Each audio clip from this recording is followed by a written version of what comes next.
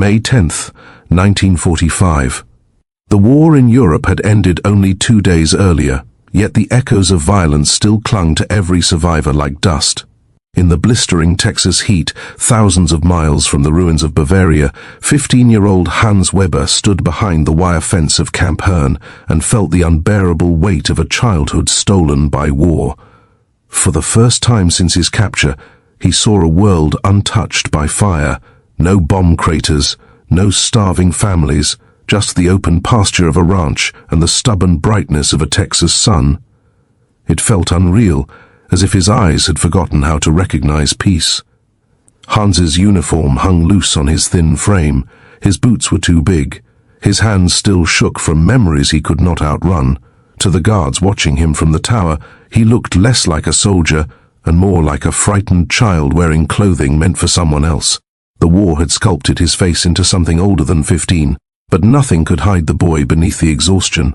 Just 3 months earlier, he had been shivering in a trench in the Rhineland, clutching a rifle he barely knew how to fire. Snow had crusted on his eyelashes.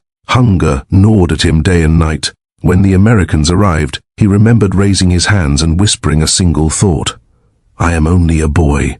I do not want to die." He surrendered without resistance. The soldiers who took him looked stunned, as if they had expected an enemy and instead found a child forced into a uniform he did not choose. Now that child lived behind wire. Camp Herne spread across the Texas landscape like a strange contradiction. It was a place of captivity, yet it followed the Geneva rules with an almost stubborn decency. The prisoners received proper food, medical care, sunshine, more kindness than many had seen in years. And yet captivity was still captivity. Freedom was a memory too painful to hold. Hans lived in barracks 12 among 50 men. Some were veterans who had fought in Africa. Some were boys like him, swept into Hitler's collapsing war machine, with promises of glory that quickly dissolved into terror. The older prisoners acted protective toward the young ones. They had seen too many children fall. They did not want to lose any more. Among them was Sergeant Karl Schneider, a former schoolteacher from Munich. He noticed Hans immediately. The boy reminded him of students he once taught, children who used to raise their hands with questions about poetry and nature before the war swallowed their world whole. Schneider saw the hollow fear behind Hans's eyes. He recognized trauma when he saw it. He carried enough of it himself. The Texas sun punished everyone in the camp that morning. Sweat pooled beneath uniforms. Dust clung to every surface. Still, Hans watched the calves in the nearby pasture with quiet longing. Their playful movements stirred something he had tried to bury, a memory of the small farm his family once tended. The warm smell of hay, the gentle sound of his sister's laughter, all of it felt impossibly distant. That afternoon, a rancher named Thomas Hartwell arrived at the camp headquarters. His face was weathered by grief and sun. He had lost his own son at Normandy just the year before, yet something in him had not hardened into hatred. When a few of his calves wandered near the perimeter fence, he requested help guiding them back. He needed hands, strong ones, willing ones, and strangely enough, the enemy behind the fence had both. Captain Henderson hesitated at first. Regulations were strict, every decision required caution, but the war was over. These boys were no longer threats. They were defeated children waiting to go home. After a brief discussion with his superiors, Henderson approved a small supervised work detail. Hans's name was on the list. For the first time in 2 months, he stepped outside the wire. The moment his boots touched open earth, something loosened in his chest. The air felt different, wider, real. Sergeant Schneider walked beside him, keeping a careful eye on the prisoners, though the guards knew none of them would run. Where would frightened boys flee in a land they did not understand? 2 American guards followed with their rifles slung casually over their shoulders. Even they looked less rigid than usual, as if the moment itself softened something in them. As the group approached the calves in the pasture, Hans froze. One calf, its coat warm brown like autumn leaves, walked straight toward him with fearless curiosity. It nudged his hand. Hans did not move. He barely breathed. Innocent touch felt almost painful after so much violence. and then slowly, with trembling fingers, he rested his palm on the calf's head. Something inside him cracked open. A sob escaped before he could stop it. His knees buckled. He pressed his face into the calf's neck and cried for the first time since the war began. Sergeant Schneider looked away, giving the boy privacy in his grief. Private McCarthy, one of the guards, watched with something like shock. Nothing in the propaganda had prepared him for this. Nothing had taught him that enemy soldiers could cry like lost children. Behind them, more calves wandered forward. More boys laughed. More guilt and fear dissolved under the weight of gentleness. The Texas pasture became, for one impossible afternoon, a place where the war loosened its grip. Hans wiped his face, embarrassed, but the calf nudged him again as if to say it was allowed. That moment, simple and wordless, became the first fragile step toward healing. And yet, none of them knew that this single afternoon was only the beginning. A chain of events had been set into motion. A summer that would change their lives forever was about to unfold. The afternoon sun dipped lower, softening into a warm Texas haze as Hans wiped the last trace of tears from his cheeks. The calf he'd held just moments earlier still hovered beside him, nudging his arm as if sensing that something inside him had broken open in a way that words could not explain. For Hans, the war had stolen every gentle thing he'd ever known. Yet here, in this quiet pasture far from the collapsing world he left behind, gentleness had found him again. Sergeant Schneider called out instructions in German, guiding the boys with calm authority. He kept his tone steady, though anyone who knew him could hear the emotion beneath it. The older man had seen warfare in Africa, had watched cruelty become commonplace, had witnessed what happened when men forgot they were human. But this moment was the opposite of everything war demanded. It was simple, honest, pure. The calves wandered closer, drawn by curiosity and the promise of food. One nipped playfully at Hans's sleeve, another bumped Friedrich's shoulder, while a third nearly toppled Vera into the grass. The boys laughed for the first time in months. Not nervous laughter, not forced, real laughter. Laughter that shook loose the dust of war that clung to their souls. Even the guards felt the shift. Private McCarthy leaned on his rifle, watching the boys with an expression he had never worn during wartime. The rigid fear and suspicion drilled into him since basic training began to loosen. These boys didn't look like the enemy he had been warned about. They didn't look like the ruthless soldiers in propaganda posters. They looked like children, robbed of a future they were only now beginning to see again. Corporal Jensen, still raw with the grief of losing his cousin in the Battle of the Bulge, clenched his jaw as he observed the scene. He didn't want to soften. He didn't want to forgive. Yet even he struggled to maintain anger in the face of such innocence. Every time he looked at Hans, kneeling in the grass with a calf pressed against him, Jensen felt something unfamiliar tightening in his chest. Confusion, conflict, compassion. All three at war inside him. Hartwell, the rancher who had lost his son at Normandy, approached slowly. He held a bucket of grain in one hand and a heavy sadness in the other. Seeing these teenage prisoners, boys the same age as Jimmy once was, made grief rise like a tide inside him. But instead of recoiling, Hartwell breathed deeply and stepped forward. He knelt beside Hans and tapped the grain bucket. Hans hesitated, unsure. Hartwell smiled gently and cupped grain into his palm, showing him how to feed the calf without fear. Schneider translated softly, but the truth needed no words. Trust, Hartwell believed, was a language all living creatures understood. Hans followed the gesture, lowering his hand. The calf licked the grain with warm, rough strokes of its tongue. A small gasp escaped Hans, surprised by the sensation. The rancher chuckled, and Hans, startled, looked up. Their eyes met. For a moment, grief recognized grief. Hartwell saw a boy who had lost his childhood. Hans saw a man who had lost his son. Two wounded hearts meeting in a silence deeper than words. More calves approached, and soon the pasture was filled with gentle chaos. Boys ran after curious animals. Guards shouted half-hearted warnings. The air buzzed with the kind of laughter that heals wounds no one can see. Then something unexpected happened. A young calf, barely steady on its legs, trotted toward the fence line and got tangled in a patch of thorny brush. It bleated sharply in distress. Hans reacted first, sprinting toward it. Vera followed. Friedrich stumbled behind. The guards stiffened, hands instinctively moving toward their weapons. For a split second, the war almost returned. But Hans reached the calf first. He knelt, ignoring the thorns cutting into his arms, and worked quickly to free the frightened animal. The calf trembled violently, its breath loud. And panicked, Hans whispered something in German, his voice soft and shaky. Words he didn't realize he still knew. "It's all right. I won't hurt you." Schneider caught the sentence. So did Hartwell. Hans lifted the calf gently from the brush, carrying it back with a tenderness that startled everyone watching. When he set it down, the calf stumbled, then regained its balance, nuzzling him with gratitude. Hartwell's breath caught in his chest. He saw Jimmy for a moment. Not the soldier who died, but the boy who once rescued an injured foal with the same tenderness Hans showed now.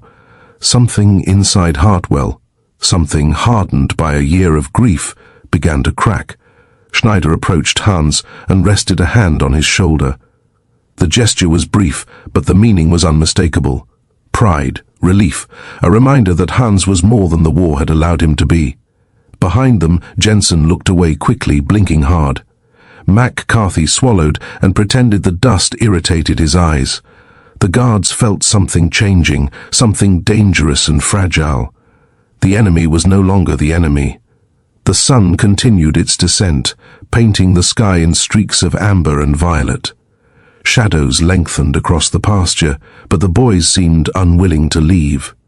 The calves clustered around them, as if sensing their need for connection, warmth, forgiveness. At one point, Hans looked up at the horizon, the endless stretch of Texas land glowing beneath the fading light, and felt something unfamiliar. Not fear, not hunger, not numbness, hope.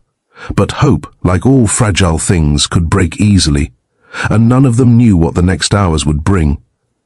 As the light faded and the guards prepared to signal the end of the detail, an unexpected voice cut through the air. "Captain Henderson wants to speak to the rancher," Jensen called out. Something was changing again. The moment hung between them like a held breath. Would this fragile kindness end tonight, or become something far greater? The next morning, Camp Hearn stirred with an unusual kind of energy. The guards noticed it first. A subtle lightness in the air, a softness in the way the younger prisoners spoke to one another, as if yesterday's brief window of freedom had loosened knots tied far too tightly by war. Hans woke before dawn. For the first time since February, he didn't wake gasping from a nightmare. Instead, he woke with the memory of warm sunlight, of gentle breath against his hands, of the calf who had nudged him, as if reminding him that trust was still possible in the world. He clutched that memory like a secret treasure. Barracks 12 felt different too. The older veterans watched Hans with small smiles. They knew what the war did to boys. They knew how rare it was for a child soldier to find even a moment of peace. Schneider sat on his bunk, polishing his boots, but his eyes held a thoughtful warmth when Hans passed. "Sleep better?" he asked quietly. Hans hesitated, then nodded. Yes, something felt different. Schneider didn't push him. He simply nodded back, offering the kind of understanding that required no more words. Outside, the Texas morning was cool, carrying scents of dust, grass, and distant cattle. Guards moved through their routines, but the tension that usually hovered around the wire fence felt thinner, as if the wind itself had decided to intervene. Private McCarthy leaned on the fence watching Hans and the other boys walk toward roll call. He remembered the way Hans had cried into the calf's neck yesterday, how real it had been, how deeply it had shaken every assumption he carried about the enemy.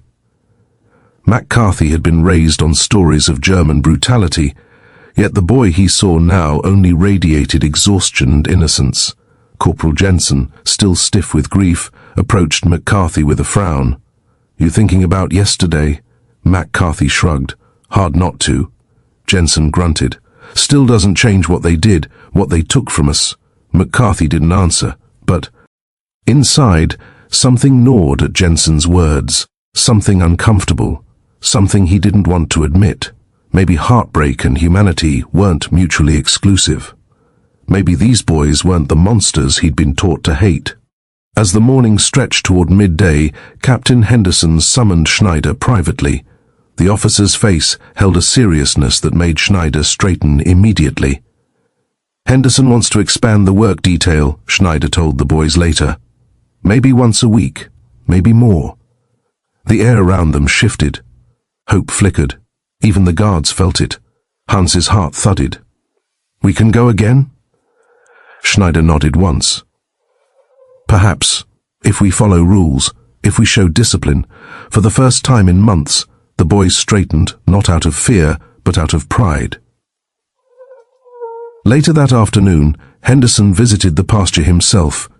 He watched the calves graze, and the boys stand behind the fence staring toward them with quiet yearning. As he observed, Hartwell approached with his slow, tired gait. "They did good work yesterday," the rancher said, "and they reminded me that boys should be boys, not soldiers." Henderson studied the rancher carefully. "Are you asking for another detail?" Hartwell exhaled, the kind of breath that carried months of grief. "Yes, the calves need care, and those boys need something too." For a long moment, Henderson said nothing. He looked at the wire fence, at the boys watching from behind it, at the land stretching endlessly beyond. "All right," he finally said, but only under supervision. When word spread through the camp that the calf detail was returning, whispers ran like wind through the barracks. Boys who had been hollow with fear spoke with a spark.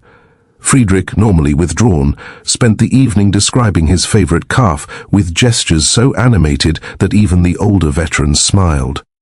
Vera replayed the moment when the stubborn calf dragged him through the grass like a mischievous younger brother. By late afternoon, the group assembled again at the gate. This time there was no hesitation, no stiffness, no dread, only anticipation. Even Jensen noticed it. "They look like schoolboys on a holiday," he muttered, but the bitterness in his voice had faded. As they walked toward the ranch, Schneider kept a steady pace, though he smiled quietly at the boys' excitement. When the calves saw the group approaching, they ran. They ran. Their hooves kicked up dust as they bounded across the pasture, bleating in recognition.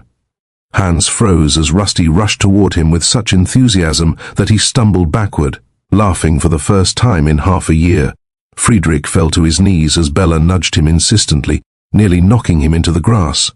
Vera was swarmed by two calves at once, their curious noses bumping against his shirt, the pasture filled with motion and joy, the kind of joy that felt almost dangerous after months of fear. Even the guards could not remain untouched. McCarthy laughed outright when one calf licked the back of his elbow. Jensen cursed softly when another calf tugged at his sleeve, but his angry facade melted into a reluctant, surprised grin. For a moment there were no prisoners, no guards, no sides, only boys and animals in a Texas field. Hans moved slowly across the pasture, his shadow long against the evening light. Rusty followed close at his heels. He reached out and brushed his hand along the calf's warm coat, feeling the softness, feeling something inside him ease. He closed his eyes. He breathed.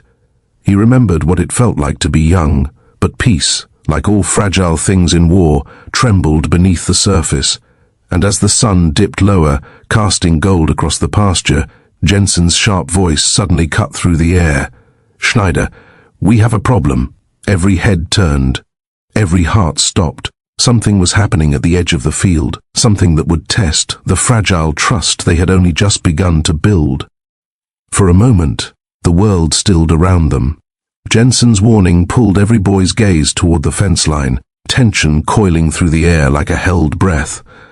Hans felt Rusty press against his legs, sensing his fear, but Schneider raised a calm hand. "It's all right," he said quietly. "Only a loose section of wire. Nothing more." The guards moved to inspect it, their boots crunching through the dry grass. The danger dissolved as quickly as it had risen, leaving behind a tremor of adrenaline in every boy's chest. Hans exhaled shakily and stroked Rusty's brow, grounding himself again in the calming presence of the animal who had become his anchor. The interruption only reminded them of how fragile this peace was.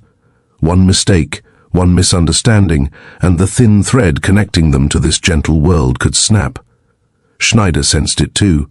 He placed a firm but reassuring hand on Hans's shoulder. "Stay close to the others," he murmured, but even he could not hide the small smile tugging at his lips as the boys returned to the calves, each moment weaving new threads of connection across a gulf once carved by war. Friedrich walked with Bella, the calf who had nudged him so insistently the day before. Her white patch gleamed like a small star on her forehead, and Friedrich traced it with gentle fingers. He had not touched anything so innocent in months. She nuzzled his chest, and he felt a tightness rise in his throat. Bella wasn't just an animal, she was warmth, comfort, a reminder of the life he once had in Dresden before firestorms swallowed his streets. "Look at her," Hans whispered, watching the boy who had barely spoken since his capture. "It is like she was waiting for him." Schneider nodded. "Animals see what we hide." Vera, meanwhile, found himself in a battle of wills with a stubborn calf who refused to be herded anywhere. The boy tugged gently at the rope halter, but the calf planted its feet firmly into the earth, staring at him with comical defiance. The guards watched the spectacle with amused disbelief. "Use your voice, not your strength," Hartwell called out, approaching with slow, steady steps. Vera tried, speaking to the calf in soft, halting German. The animal blinked at him once, then promptly walked in the opposite direction. The entire group burst into laughter. Even Jensen, trying to maintain his stoic expression, failed to suppress a smirk. War hadn't given these boys humor in months. This single moment gave it back. Hartwell reached the calf and placed a broad, gentle hand on its side. "Try again," he said, gesturing for Vera to approach from the front. The boy did. This time, the calf sniffed his hand, then followed him with hesitant trust. Vera's face lit with a pride so pure it made even Schneider pause. In another corner of the pasture, Hans knelt beside Rusty, brushing dust from her coat using a worn tool Hartwell provided. The rhythmic strokes soothed him. With every pass, he felt pieces of himself falling back into place. Not the soldier the Third Reich tried to mold, not the ghost he had become in the trench, but Hans, just Hans, a boy from Bavaria who once dreamed of becoming a farmer like his father. Rusty leaned into the brush, letting out a low, contented sound. Hans smiled softly. He didn't know calves made sounds like that. He didn't know anything gentle could still exist inside him. He didn't know healing could feel so warm. McCarthy, watching from a few feet away, cleared his throat. "He's got a talent," he said to Jensen. Jensen crossed his arms. "He's still the enemy." But the bitterness trembled. McCarthy didn't reply. He only watched Hans continue his quiet work, watched the calf rest its head on the boy's knee, watched a child find his heart again. And something began to shift inside Jensen, small as a hairline crack. Nearby, Hartwell knelt beside Friedrich, inspecting Bella's leg. He noticed a small cut hidden beneath her fur. "She's been roaming too close to the brush," he muttered. Friedrich's brows furrowed in worry, as if the calf's injury pierced him personally. Hartwell handed him a small tin of ointment and gestured. "You clean it, slow, gentle." Friedrich nodded and worked carefully. Bella remained still, trusting him completely. When he finished, the calf licked his hand. The simple gesture shattered the final remnants of the emotional barrier Friedrich had been holding back. His shoulders trembled. He bowed his head. And for the first time since Dresden burned, Friedrich cried. Not silent tears, not hidden ones, but raw, desperate sobs that tore through him, with years of grief he was too young to understand. Hans hurried to his side and wrapped an arm around him. Vera came closer too. Schneider knelt beside them, eyes soft with understanding. Bella remained pressed against Friedrich, refusing to leave him. Hartwell stepped back, swallowing hard. A memory flashed brutally behind his eyes. Jimmy crying over a sick foal, Jimmy wiping his face with dirty hands, Jimmy promising he would grow up to save animals, not fight wars. Jimmy, who never came home. Hartwell blinked quickly, but his eyes burned. He turned away, gripping the fence until the emotion passed. From a distance, Jensen watched the scene unfold. He felt something rising in his chest, something he didn't want to acknowledge. These boys were the age of his cousin. These boys were losing their childhoods in ways he could now suddenly understand. He looked at Mac Carthy. "Why do they look so broken?" Mac Carthy shook his head. "Because war breaks children first." The sun dipped lower, setting the pasture aflame with orange and gold. The boys continued working with the calves, each moment softening edges war had carved into them. Rusty followed Hans everywhere. Bella never left Friedrich's side. The stubborn calf stayed glued to Vera. 3 boys, 3 calves, 3 fragile threads stitching the first seams of healing. But peace was never guaranteed. It never lasted without challenge. And as the last light faded from the Texas sky, Captain Henderson approached the pasture with a folded paper in hand. Schneider's face tightened as he saw it. Orders. Something was about to change again, and this time it might not be in their favor. June 1st arrived with a pale dawn sky stretching wide across Texas, and with it came a sense of anticipation that none of the boys in Barracks 12 could hide. It had been days since the afternoon with the calves, yet the memory remained vivid and warm, like a small fire kept alive inside each of them. Even the older prisoners noticed the difference, watching the younger ones with expressions that hovered somewhere between relief and disbelief. War had carved deep scars into every soul in the camp, but something about those gentle animals had given the boys a glimpse of a world that did not revolve around fear. Hans stood ready before the morning bell even rang. Schneider watched him with a faint smile. "You seem awake today," he said. Hans nodded almost shyly. "I dreamed about Rusty," he admitted. "She was running in a field. She looked happy." Schneider's eyes softened.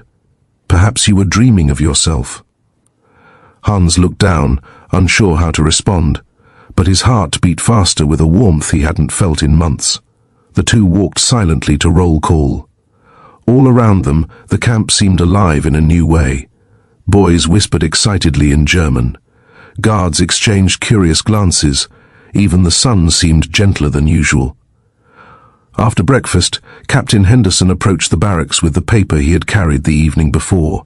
The boys stiffened, fearing the worst. But Schneider's voice broke through the tension, reading the message aloud with a tone that surprised even him. "Beginning today, a weekly work detail to the Hartwell Ranch is authorized. 15 prisoners, same group each week." Friedrich gasped. Vera clapped a hand over his mouth. Hans nearly dropped the tin cup he was holding. They all looked at Schneider in stunned silence, waiting for him to take it back. But he only nodded slowly.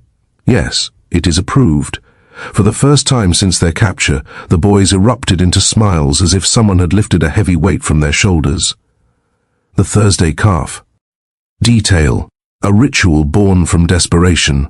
A lifeline disguised as labor.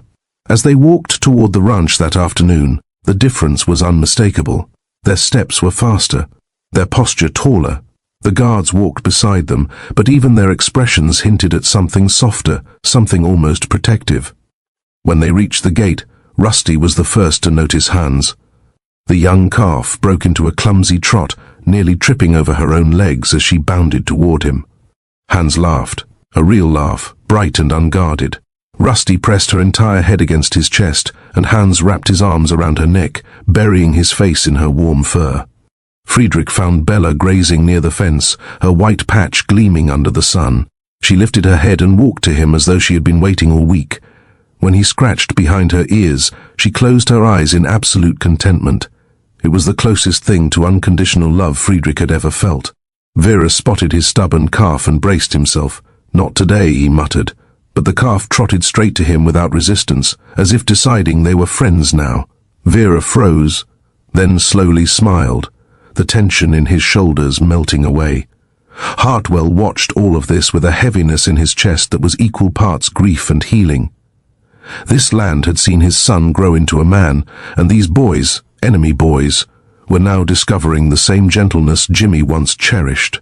Hartwell felt the ache of loss, but also the warmth of something returning, a reminder that kindness did not betray memory.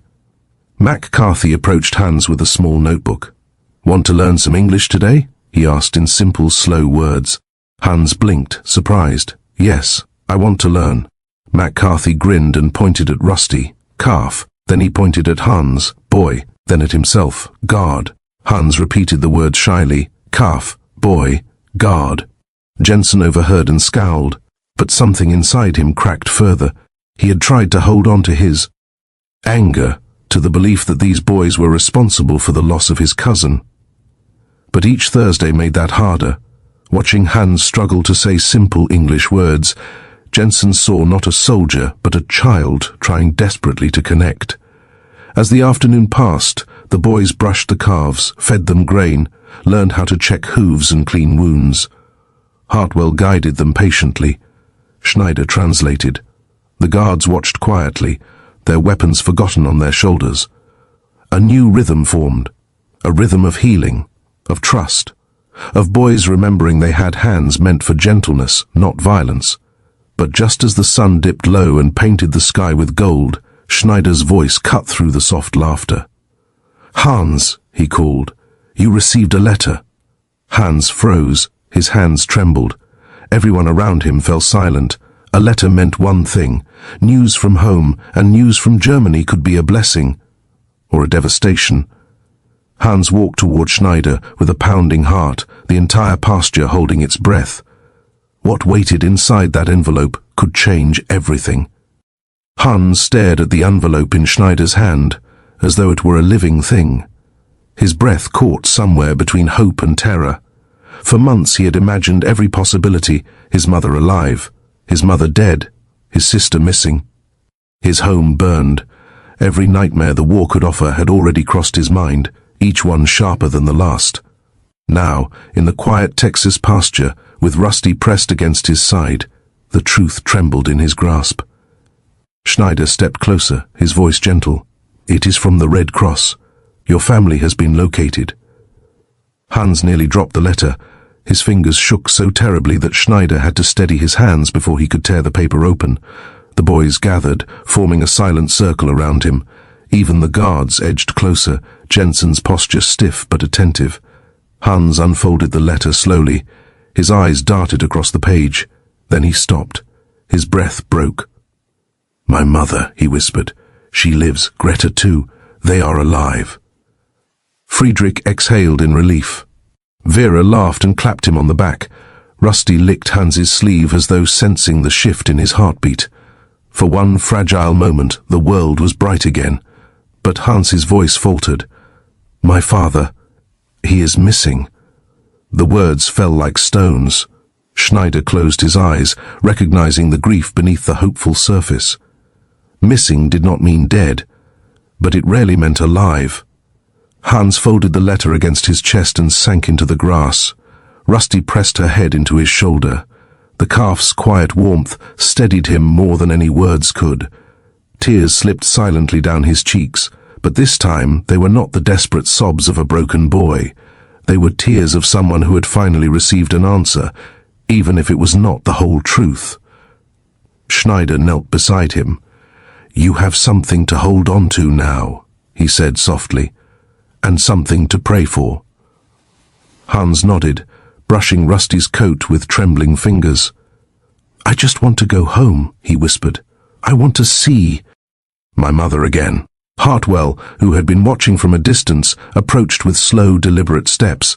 His voice was quiet, almost fragile. "Writing helps," he said. "Helped me when Jimmy died," Schneider translated. Hartwell handed Hans a small leather-bound journal and a pencil. "Write your memories," he said. "Write your hopes. Don't let them drown inside you." Hans stared at the gift in disbelief. A rancher who had lost his son was offering comfort to a German boy. It made no sense in the logic of war, but kindness rarely followed the rules of nations. Hans opened the journal. The first page smelled of fresh paper. His hand trembled, but he wrote a single line in German. "I am still alive." He pressed the page to his forehead, as if anchoring himself to that truth. Across the pasture, Friedrich sat apart from the others, Bella resting her head in his lap. He had no letter yet, but hope flickered in him now too, fragile as a candle flame. Vera tossed grain to his calf, smiling with a softness that war had nearly crushed out of him. But not every letter brought joy. 2 weeks later, Friedrich received his own. Schneider called him aside, voice tight with something unspoken. When the boy opened the envelope, his face went pale, his hands trembled. The world seemed to blur around him. He whispered, "My mother, my father. They died in Dresden." The letter fell from his fingers. Friedrich did not scream. He did not cry at first. He simply sank to the ground, as if his body could not hold itself upright anymore. Bella moved instinctively to his side, pressing firmly against him, refusing to leave. Only then did his grief erupt, raw and violent, tearing loose from the depths of him. Hans and Vera rushed to him. They knelt on either side, Hans gripping his shoulders, holding him upright as he sobbed into the calf's warm fur. Schneider stood behind them, tears filling his own eyes. Hartwell watched from a distance, grief stirring in him like an old wound reopening. The sound of Friedrich's sobs echoed Jimmy's from a lifetime ago. He could not bear it. He walked away, gripping the fence to steady himself. Even the guards felt the weight of that moment. Jensen looked down at his boots, jaw clenched hard enough to tremble. Mac Carthy whispered, "No boy should carry this." For the rest of the afternoon, the pasture fell into a quiet that felt sacred. Bella did not leave Friedrich's side. Rusty stayed close to Hans. Vera sat silently, brushing his calf in slow strokes, lost in the heaviness pressing around them all. When the sun began to set, Hartwell returned. His steps were slow, heavy. He approached Friedrich with something determined in his eyes. "I want to help him," he said quietly to Schneider. "When the war is done, when the boys go home, I want to bring him here, permanently." Schneider's eyes widened. "Sponsor him?" Hartwell nodded. "I lost my son. I can't get him back. But maybe I can help this boy survive what comes after." Friedrich heard the words through Schneider's translation, his breath catching with disbelief. He stared at Hartwell through red, swollen eyes, unable to speak. The rancher placed a gentle hand on his shoulder. "You're not alone," he said. And for the first time since learning of his parents' deaths, Friedrich felt something other than grief. He felt chosen. But everything remained uncertain. Repatriation was coming, rules were strict, and war's remnants had a way of destroying even the faintest hopes. As twilight deepened and the boys walked back to camp, Hans looked over his shoulder at the pasture, at the calves growing larger each week, at the place that had become a sanctuary none of them had expected. He clutched his journal tightly. He prayed the next letter brought better news. But the war was not finished with their lives yet, not even close. October arrived with a crispness the boys had not felt since leaving Europe. The Texas heat softened, the mornings cooled, and the calves they had met in May were no longer small, wobbly creatures. Rusty had grown sturdy and bright-eyed. Bella had filled out into a gentle young heifer, and even Vera's once stubborn calf now followed him with the loyalty of a devoted companion. The boys, too, had changed. Their faces were less hollow, their steps steadier, their laughter more frequent. But beneath all of it lay the heavy knowledge that their time here was nearing its end. Repatriation. The word haunted every conversation. Some prisoners might return home soon, others might wait months. No one knew which fate awaited them. Hans tried not to think about it. Every Thursday when he stepped into Hartwell's pasture, he let himself become the boy he once was, brushing Rusty's coat, whispering stories of Bavaria, letting hope bloom in his chest even when the future frightened him. Rusty had become more than a calf to him. She was proof that innocence could survive the war's cruelty. One afternoon, while Hans brushed her flank, Schneider approached with a stack of papers tucked under his arm. His expression held something complicated. "It has begun," he said quietly. "Lists, names of who may be sent home first." Hans felt the brush slip from his fingers. "My name? Not yet, but soon." Hans swallowed. He wanted to go home. He wanted to see his mother and sister. But leaving Rusty felt like leaving part of himself behind. Friedrich stood nearby, his face pale. He had overheard. His future was even more uncertain. Dresden was gone.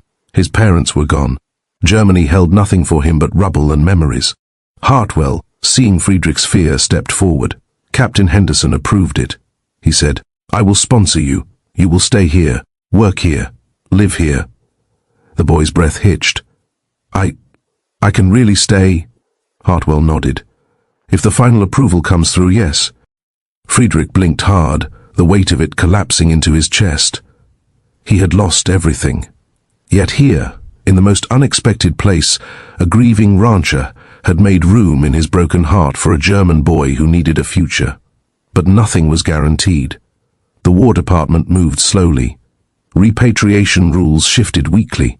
Some officers believed boys like Friedrich should go home. Others believed they should be allowed new lives far from the ruins of Europe. Friedrich waited each day for word, each hour stretching long and painful. Vera paced beside his calf, avoiding the conversations swirling around him. He wanted to be happy for Friedrich, but the thought of returning to a destroyed Germany terrified him. He had received news that his home was gone. His parents alive, but their village reduced to ashes. And Vera had no idea what future waited for him there. Hans placed a hand on his friend's shoulder. "We will write to each other," he said. "We will not disappear." Vera nodded, but the fear did not leave his eyes. As October wore on, Camp Herne buzzed with rumors. Trains being prepared, forms being processed, names being read off in the evenings. Some days the boys breathed easier. Other days they walked on trembling legs, waiting for their fates to be spoken aloud. Then came October 15. The final calf detail before winter and new regulations shut the program down. Hartwell prepared for it in a way the boys could not have imagined.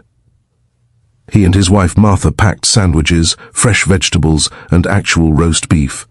Food the boys had not tasted since before the war. When the prisoners arrived, the Hartwells themselves handed the plates out. The boys stared in disbelief at the feast, their eyes burning with gratitude. Hans held his sandwich reverently. He had almost forgotten flavors this rich existed. Friedrich ate slowly, savoring every bite as though afraid it would disappear. Vera whispered a shaky thank you in English, and Martha squeezed his hand gently. "Rusty," nudged Hans's ribs, sniffing at his sandwich. He laughed and tore off a small piece of bread, offering it to her. Bella nestled against Friedrich, who leaned his cheek against her head. The air felt thick with emotion, a celebration and a farewell woven into one. As the sun dipped toward the horizon, painting the pasture in fiery gold, the boys took turns saying quiet goodbyes to the calves. Rusty rested her head against Hans's chest, her warm breath trembling. Hans wrapped his arms around her neck and whispered in German, "Thank you for reminding me I am still human."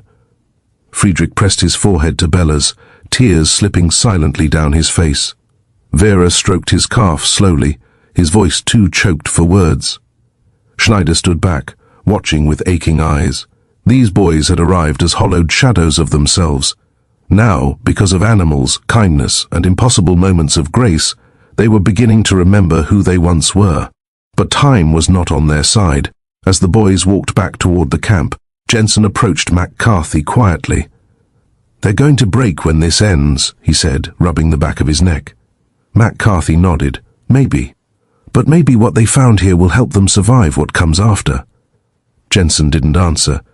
His eyes followed Hans, who clutched his journal like it was the only thing keeping him upright.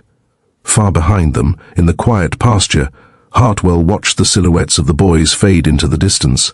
The calves grazed peacefully, unaware that they had changed the course of several lives. Hartwell wiped his eyes. "Please," he whispered to the wind, "let them find peace." But in the world beyond Texas, forces were moving. Paperwork was being stamped, trains were being scheduled, and the fragile threads that held these boys to this place were starting to pull apart. Their next chapter was coming, and none of them knew where it would lead. The morning of their final Thursday began in a heavy stillness, as if the camp itself knew something precious was about to end. The boys moved quietly through their routines. No excited whispering, no nervous laughter. Just a shared understanding that the hours ahead would be the last time they stepped beyond the wire for something that felt like freedom. Hans dressed slower than usual, fingers lingering on the buttons of his worn uniform. He glanced at the journal Hartwell had given him, now filled with pages of memories, sketches of Rusty, thoughts he had never dared say aloud. He slipped it into his jacket, almost afraid to leave it behind. Friedrich folded his blanket with careful, trembling hands. Bella had become his anchor, and the idea of saying goodbye tightened his chest until he could barely breathe. Vera polished his boots, though there was no inspection. He needed something to focus on, something to steady the fear that he might never feel this kind of peace again. Schneider watched over them with heavy eyes. He had seen soldiers prepare for battle, and soldiers prepare to go home. This felt like both. By the time they reached the gate, the entire group moved with a quiet reverence. Even the guards sensed the weight of the moment. McCarthy gave Hans a soft nod. Jensen kept his gaze forward, but his tightened jaw revealed more emotion than he would ever admit. When they stepped onto Hartwell's land for the last time, the calves reacted instantly. Rusty ran to Hans in a full bounding sprint. Bella trotted to Friedrich with a low, excited bleat. Vera's calf nudged him so forcefully he staggered backward into the grass. The boys laughed, but the laughter broke at the edges. Joy mixed with grief, each feeling rising and falling like waves. Hartwell stood waiting, hands clasped in front of him, his wife Martha beside him. She had rarely come out before, but today she stood with the quiet dignity of someone who understood that this was not merely a work. Detail. It was a farewell. She held a basket covered with a cloth. When she pulled the cloth aside, the boys froze. Fresh sandwiches with roast beef, sliced tomatoes, pickles, soft white bread. Food so rich it felt unreal. Hans stared with wide eyes. For us? Martha smiled softly. For all of you. The boys ate slowly, reverently. Every bite felt like a gift, a reminder that humanity existed even in the strangest corners of the world. Friedrich's hands shook so badly he dropped a slice of tomato.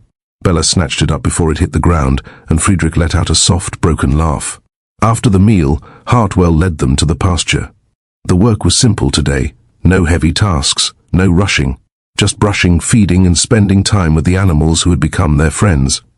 Hans brushed Rusty in long, thoughtful strokes, memorizing every patch of her coat, every sound she made.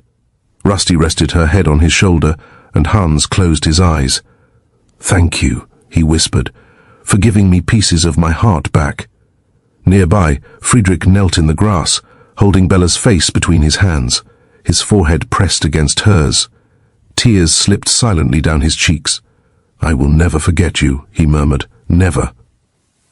Vera lay flat on his back in the grass, his calf resting its head on his stomach. He whispered something soft, something that sounded like a promise.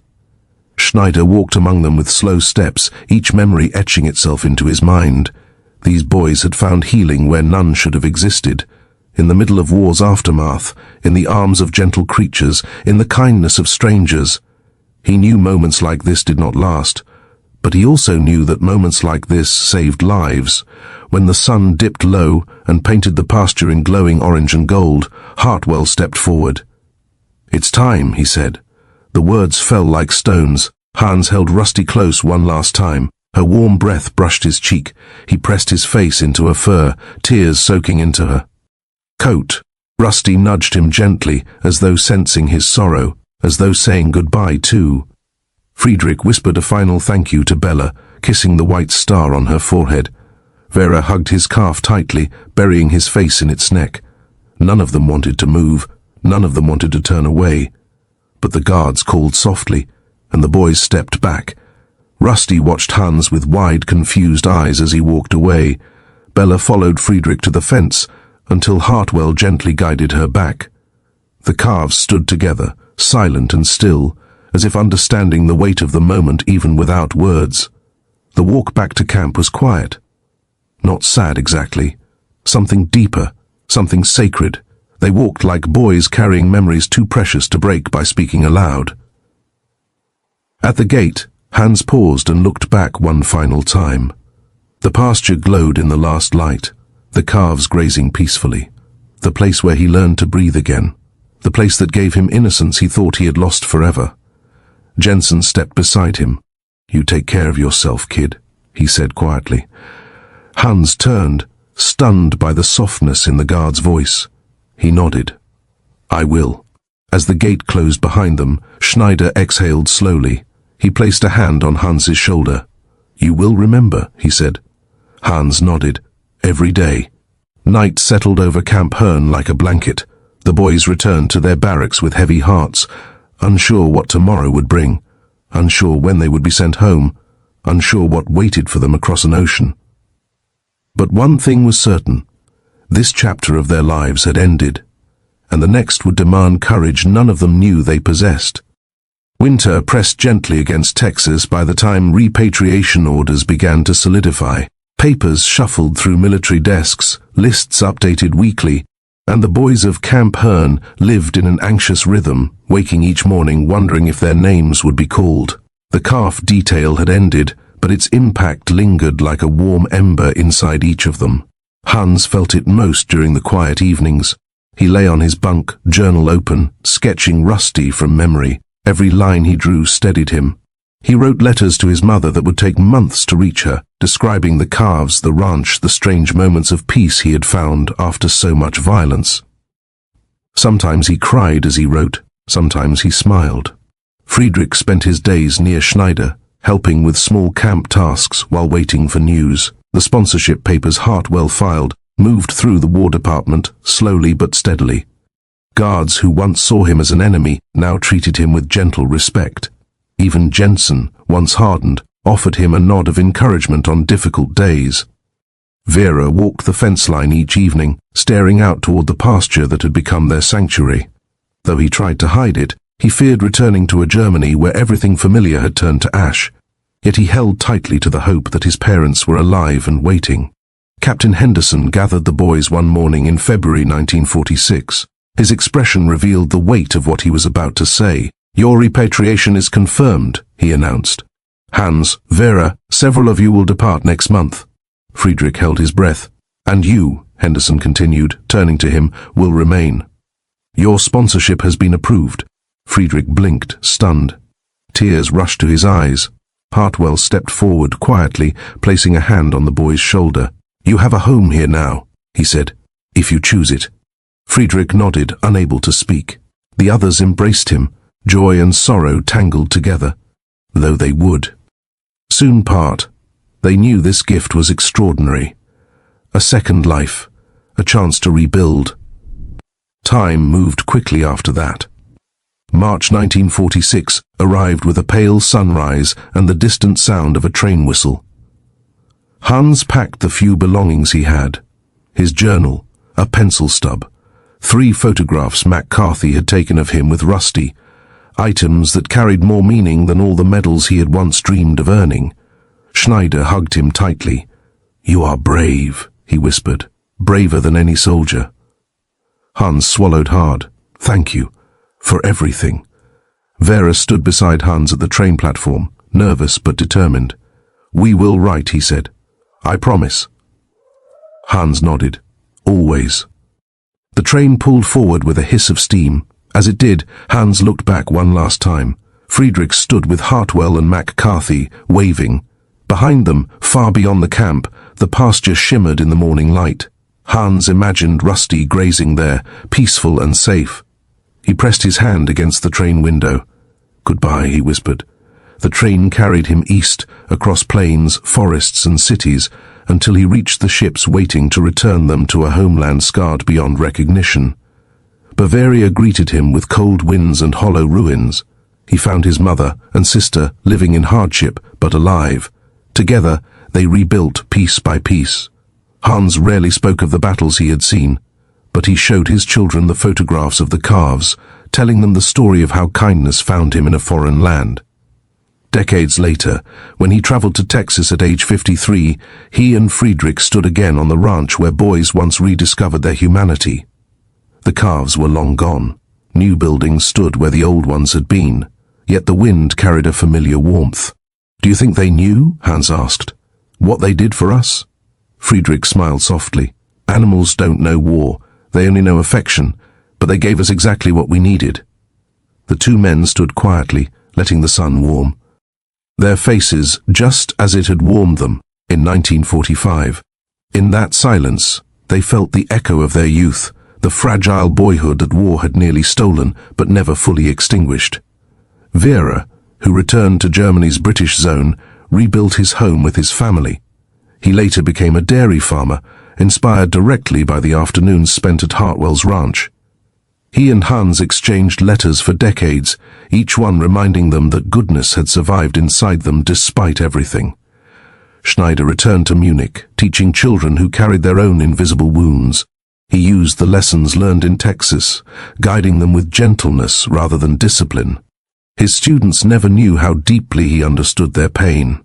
McCarthy spent his post-war years raising cattle in Pennsylvania, often telling young farmhands about the German boys who had shown him that compassion could exist between enemies. Jensen carried his grief the rest of his life, but with an understanding that hatred, once confronted with humanity, could no longer remain whole. As the years passed, the story of Camp Hearn's boys faded into dusty archives, personal letters, and memories whispered to grandchildren. It never made headlines. It never shaped political treaties. But for the handful of boys who lived it, those Thursday afternoons were the hinge on which their lives turned. In a world shattered by violence, a few calves taught forgotten children how to be human again. In small moments of trust, they found healing. In unexpected kindness, they found hope. And in a Texas pasture far from the ruins of Europe, they reclaimed pieces of innocence they once believed lost forever.